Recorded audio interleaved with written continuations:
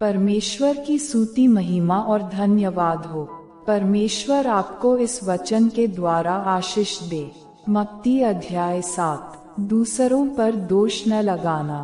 दोष मत लगाओ कि तुम पर भी दोष न लगाया जाए, क्योंकि जिस प्रकार तुम दोष लगाते हो उसी प्रकार तुम पर भी दोष लगाया जाएगा, और जिस नाप से तुम नापते हो उसी नाप से तुम्हारे लिए भी नापा जाएगा। तू क्यों अपने भाई की आंख के तिनके को देखता है और अपनी आंख का लट्ठा तुझे नहीं सूझता? जब तेरी ही आंख में लट्ठा है तो तू अपने भाई से कैसे कह सकता है, ला मैं तेरी आंख से तिनका निकाल दूं? हे कपटी, पहले अपनी आंख में से लट्ठा निकाल ले, तब तू अपने भाई की आंख का तिनका भली भांति देखकर निकाल सकेगा। पवित्र वस्तु कुत्तों को न दो और अपने मोती सूअरों के आगे मत डालो, ऐसा न हो कि वे उन्हें पांवों तले रौंदें और पलटकर तुमको फाड़ डालें। मांगो तो पाओगे, मांगो तो तुम्हें दिया जाएगा, ढूंढो तो तुम पाओगे, खटखटाओ तो तुम्हारे लिए खोला जाएगा। क्योंकि जो कोई मांगता है उसे मिलता है, और जो ढूंढता है वह पाता है, और जो खटखटाता है उसके लिए खोला जाएगा। तुम में से ऐसा कौन मनुष्य है कि यदि उसका पुत्र उससे रोटी मांगे तो वह उसे पत्थर दे, या मछली मांगे तो उसे सांप दे? अतः जब तुम बुरे होकर अपने बच्चों को अच्छी वस्तुएं देना जानते हो, तो तुम्हारा स्वर्गीय पिता अपने मांगने वालों को अच्छी वस्तुएं क्यों न देगा। इस कारण जो कुछ तुम चाहते हो कि मनुष्य तुम्हारे साथ करें, तुम भी उनके साथ वैसा ही करो, क्योंकि व्यवस्था और भविष्यद्वक्ताओं की शिक्षा यही है।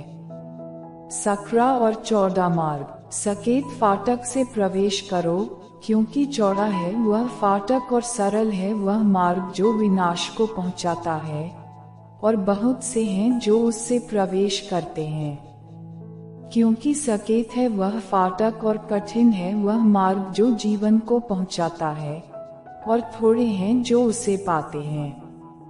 जैसा पेड़ वैसा फल। झूठे भविष्यद्वक्ताओं से सावधान रहो, जो भेड़ों के भेष में तुम्हारे पास आते हैं, परंतु अंतर में वे फाड़ने वाले भेड़िए हैं। उनके फलों से तुम उन्हें पहचान लोगे। क्या लोग झाड़ियों से अंगूर या ऊंट कटारों से अंजीर तोड़ते हैं? इसी प्रकार हर एक अच्छा पेड़ अच्छा फल लाता है और निकम्मा पेड़ बुरा फल लाता है। अच्छा पेड़ बुरा फल नहीं ला सकता, और न निकम्मा पेड़ अच्छा फल ला सकता है। जो पेड़ अच्छा फल नहीं लाता वह काटा और आग में डाला जाता है। इस प्रकार उनके फलों से तुम उन्हें पहचान लोगे। जो मुझसे हे प्रभु कहता है, उनमें से हर एक स्वर्ग के राज्य में प्रवेश न करेगा, परंतु वही जो मेरे स्वर्गीय पिता की इच्छा पर चलता है। उस दिन बहुत से लोग मुझसे कहेंगे, हे प्रभु, क्या हमने तेरे नाम से भविष्यवाणी नहीं की, और तेरे नाम से दुष्टात्माओं को नहीं निकाला, और तेरे नाम से बहुत से आश्चर्य कर्म नहीं किए? तब मैं उनसे खुलकर कह दूंगा, मैंने तुमको कभी नहीं जाना। हे कुकर्म करने वालों, मेरे पास से चले जाओ। घर बनावे वाले दो मनुष्य, बुद्धिमान और मूर्ख। इसलिए जो कोई मेरी ये बातें सुनकर उन्हें मानता है, वह उस बुद्धिमान मनुष्य के समान ठहरेगा जिसने अपना घर चट्टान पर बनाया।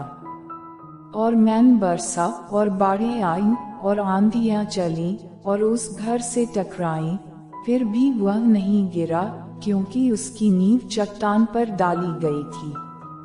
परंतु जो कोई मेरी ये बातें सुनता है और उन पर नहीं चलता, वह उस निर्बुद्धि मनुष्य के समान ठहरेगा जिसने अपना घर बालू पर बनाया।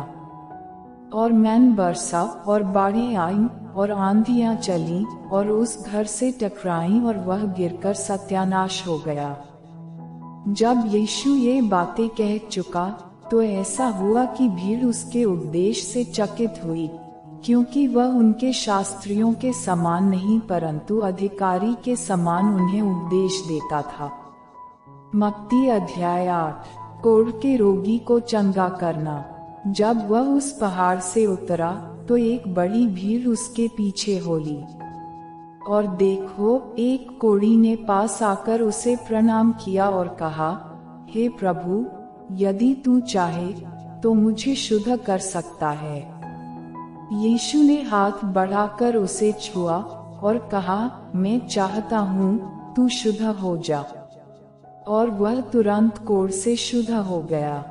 यीशु ने उससे कहा, देख, किसी से न कहना, परंतु जाकर अपने आप को याजक को दिखा और जो चढ़ावा मूसा ने ठहराया है उसे चढ़ा, ताकि लोगों के लिए गवाही हो। एक सूबेदार का विश्वास। जब वह कफरनहूम में आया तो एक सूबेदार ने उसके पास आकर उससे विनती की, हे प्रभु, मेरा सेवक घर में लकवा रोग से बहुत दुखी पड़ा है। उसने उससे कहा, मैं आकर उसे चंगा करूंगा। सूबेदार ने उत्तर दिया, हे प्रभु, मैं इस योग्य नहीं कि तू मेरी छत तले आए, परंतु केवल मुख से कह दे तो मेरा सेवक चंगा हो जाएगा। क्योंकि मैं भी पराधीन मनुष्य हूँ और सिपाही मेरे अधीन हैं। जब मैं एक से कहता हूँ जा, तो वह जाता है, और दूसरे से आ, तो वह आता है, और जब अपने दास से कहता हूँ यह कर, तो वह करता है। यह सुनकर यीशु को अचंभा हुआ और जो उसके पीछे आ रहे थे उनसे कहा, मैं तुमसे सच कहता हूँ कि मैंने इस्राएल में भी ऐसा विश्वास नहीं पाया। और मैं तुमसे कहता हूँ कि पूर्व और पश्चिम से बहुत से लोग आकर अब्राहम और इसहाक और याकूब के साथ स्वर्ग के राज्य में बैठेंगे, परंतु राज्य के संतान बाहर अंधकार में डाल दिए जाएंगे, वहाँ रोना और दांतों का पीसना होगा। तब यीशु ने सूबेदार से कहा, जा, जैसा तेरा विश्वास है वैसा ही तेरे लिए हो। और उसका सेवक उसी घड़ी चंगा हो गया। अनेक रोगियों को चंगा करना। यीशु जब पतरस के घर आया तो उसने उसकी सास को ज्वर में पड़ी देखा। उसने उसका हाथ छुआ और उसका ज्वर उतर गया और वह उठकर उसकी सेवा करने लगी। जब संध्या हुई तब वे उसके पास बहुत से लोगों को लाए जिनमें दुष्टात्माएं थीं, और उसने उन आत्माओं को अपने वचन से निकाल दिया और सब बीमारों को चंगा किया, ताकि जो वचन यशायाह भविष्यद्वक्ता के द्वारा कहा गया था वह पूरा हो। उसने आप हमारी दुर्बलताओं को ले लिया और हमारी बीमारियों को उठा लिया। यीशु का शिष्य बनने का मूल्य। यीशु ने जब अपने चारों ओर एक बड़ी भीड़ देखी तो झील के उस पार जाने की आज्ञा दी। तब एक शास्त्री ने पास आकर उससे कहा, हे गुरु, जहाँ कहीं तू जाएगा मैं तेरे पीछे हो लूंगा। यीशु ने उससे कहा, लोमड़ियों के भट्ट और आकाश के पक्षियों के बसेरे होते हैं, परंतु मनुष्य के पुत्र के लिए सिर धरने की भी जगह नहीं है।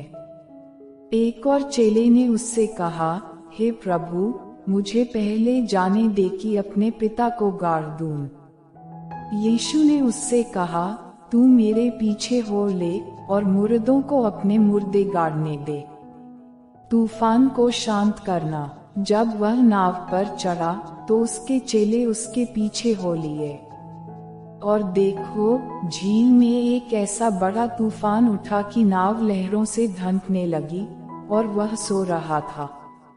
तब चेलों ने पास आकर उसे जगाया और कहा, हे प्रभु, हमें बचा, हम नष्ट हुए जाते हैं। उसने उनसे कहा, हे अल्पविश्वासियों, क्यों डरते हो?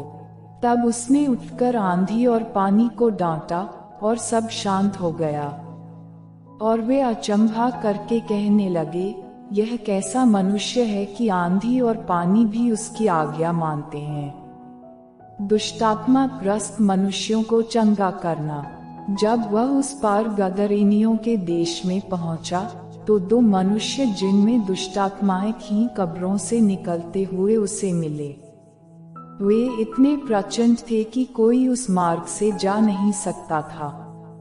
उन्होंने चिल्लाकर कहा, हे परमेश्वर के पुत्र, हमारा तुझसे क्या काम? क्या तू समय से पहले हमें दुख देने यहाँ आया है?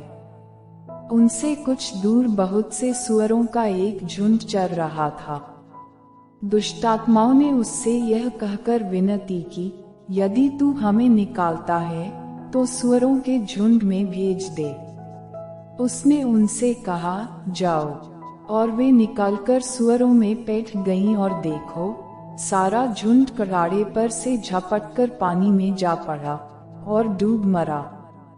उनके चरवाहे भागे और नगर में जाकर ये सब बातें और जिनमें दुष्टात्माएं थीं उनका सारा हाल कह सुनाया। तब सारे नगर के लोग यीशु से भेंट करने को निकल आए और उसे देखकर विनती की कि हमारी सीमा से बाहर चला जा।